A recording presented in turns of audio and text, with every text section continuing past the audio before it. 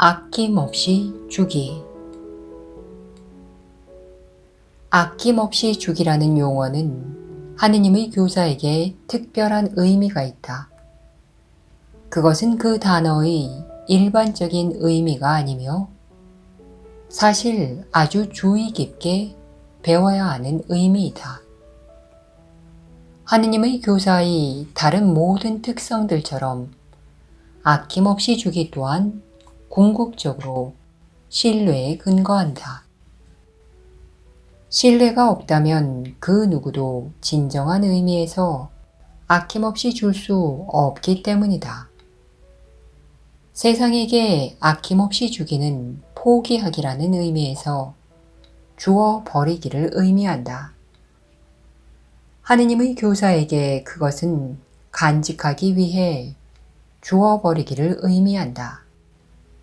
이에 대해서는 텍스트와 워크북을 통해 줄곧 강조해 왔지만 아마도 이 아이디어는 우리 커리큘럼의 다른 많은 아이디어들보다도 더 세상의 사고방식과 동떨어져 있을 것이다.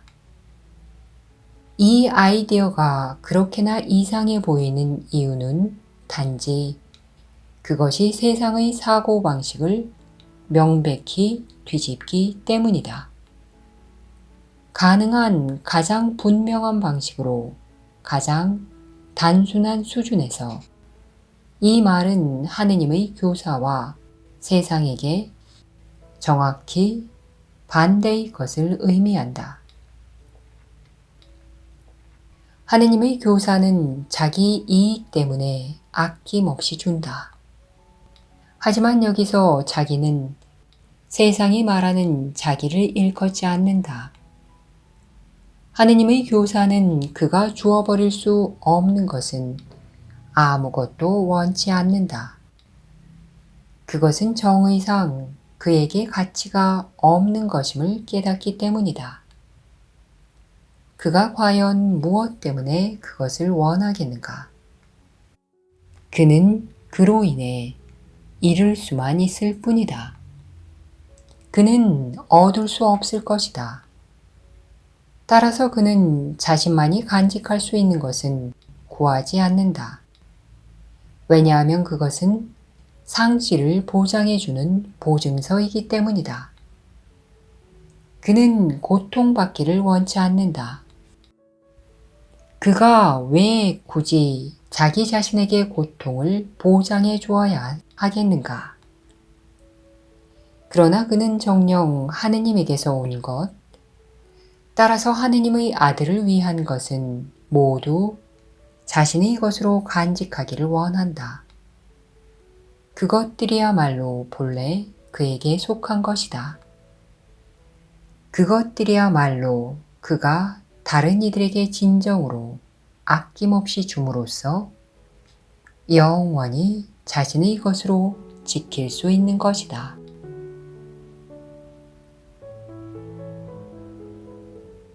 인내. 결과를 확신하는 자들은 기다릴 수 있으며 불안해하지 않고 기다린다. 인내는 하느님의 교사에게 자연스럽다. 그가 보는 것이라고는 오로지 확실한 결과뿐이다. 그는 때로 그 결과를 아직 모를 수도 있지만 의심하지는 않는다. 그때는 그 응답만큼이나 정확할 것이다. 이것은 지금 혹은 미래에 일어나는 모든 일에 해당된다. 과거 또한 틀림없었다. 모든 것은 그것이 일어난 듯이 보이는 사람뿐만 아니라 세상도 이롭게 했다. 어쩌면 당시에는 그것을 이해할 수 없었을 것이다. 그렇다 하더라도 하느님의 교사는 자신이 과거에 내린 결정이 누구든 고통스럽게 한다면 그 모든 것을 다시 고려할 용의가 있다. 신뢰하는 자에게 인내는 자연스럽다.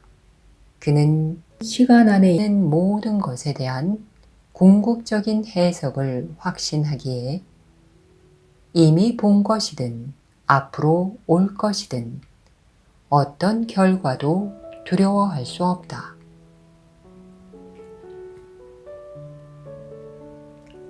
신실함. 신실함의 정도는 하느님의 교사가 커리큘럼에서 얼마나 진보했는지 가늠하는 척도다. 그는 여전히 삶의 다른 측면들은 따로 떼어둔 채 몇몇 측면들만 골라서 배움으로 가져가는가? 그렇다면 그의 진보는 제한되고 신뢰는 아직 확고하게 자리 잡지 않은 것이다. 신실함이란 하느님의 교사가 하느님의 말씀이 단지 몇 가지가 아니라 모든 것을 바로잡을 것임을 신뢰하는 것이다. 일반적으로 그의 신실함은 단지 몇몇 문제들에만 근거해서 시작되어 당분간은 조심스럽게 제한된 상태로 남아있게 된다. 모든 문제를 유일한 응답에 맡기는 것은 세상의 사고방식을 완전히 뒤엎는 것이다. 오로지 그것만이 신실함이다. 다른 무엇도 아닌 오로지 그것만이 진정으로 신실함이라는 이름으로 불릴 만한 자격이 있다. 하지만 아무리 작더라도 각각의 단계는 성취할 만한 가치가 있다.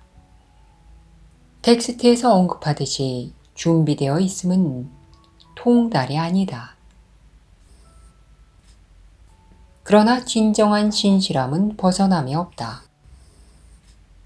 신실함은 일관되기에 완전히 정직하다. 신실함은 흔들림이 없기에 신뢰로 가득 차 있다. 신실함은 두려움 없음에 근거하기에 온유하다. 확신하기에 기뻐하며 굳게 믿기에 인내한다. 모방어가 자연스럽게 신실함을 뒤따르며 기쁨은 신실함의 상태다. 그렇다면 신실함은 하느님의 교사의 다른 속성들을 그 자체 안에 결합시키는 것이다. 신실함은 하느님의 말씀과 당신의 아들에 대한 하느님의 정의를 받아들이는 것을 의미한다. 바로 이 두 가지 것에 진정한 의미에서의 신실함이 기울여져야 한다. 신실함은 그것들 쪽으로 눈을 돌려 그것들을 발견할 때까지 추구한다. 일단 발견하면 신실함은 모든 신실함을 받아 마땅한 바로 그것만을 조용히 확신하며 쉰다.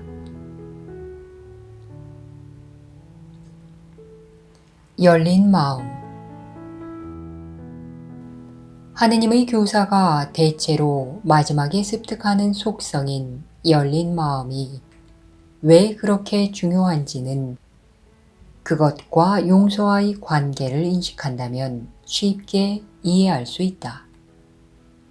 열린 마음은 판단 없음에 뒤따른다. 판단이 마음을 걸어 잠가서 하느님의 교사가 들어오지 못하게 하듯이 열린 마음은 그에게 들어오라고 초대한다. 정죄가 하느님의 아들을 악하다고 판단하듯이 열린 마음은 하느님의 음성으로 하여금 하느님을 대신하여 아들을 판단하게 한다. 하느님의 아들에게 죄의식을 투사하는 것이 그를 지옥에 보내듯이 열린 마음은 그에게 그리스도의 이미지가 투사되게 한다. 오로지 마음이 열린 자들만이 평화로울 수 있으니 오로지 그들만이 평화의 근거를 보기 때문이다. 마음이 열린 자들은 어떻게 용서하는가?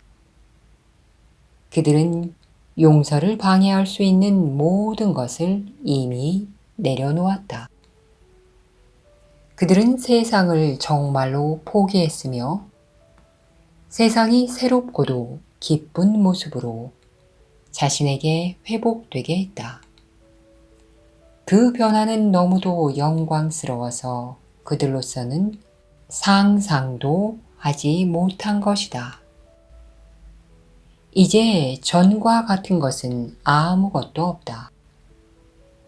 전에는 너무도 둔하고 생기 없어 보이던 것 중에 이제 반짝이지 않는 것이 없다. 무엇보다도 모든 것이 따뜻하게 환영하니 위협이 사라졌기 때문이다. 여전히 남아서 그리스도의 얼굴을 가리는 구름도 전혀 없다. 이제 목표가 성취되었다. 용서는 커리큘럼의 최종 목표다. 용서는 모든 배움 저 너머로 가는 것을 위한 길을 닦는다. 커리큘럼은 자신의 정당한 목표를 넘어서려고 애쓰지 않는다.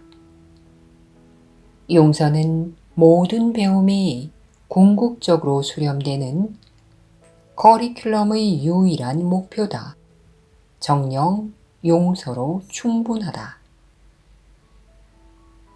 너는 아마도 하느님의 교사의 특성 목록에 하느님의 아들이 상속받은 유산은 포함되어 있지 않음을 알아차렸을 것이다. 사랑, 죄 없음, 완성, 암, 그리고 영원한 진리와 같은 용어들은 이와 관련해서는 나타나지 않는다. 그것들은 여기에서 너무나 부적절할 것이다. 하느님이 주신 것은 우리 커리큘럼을 훨씬 뛰어넘기에 그것이 존재할 때 배움은 그저 사라질 뿐이다.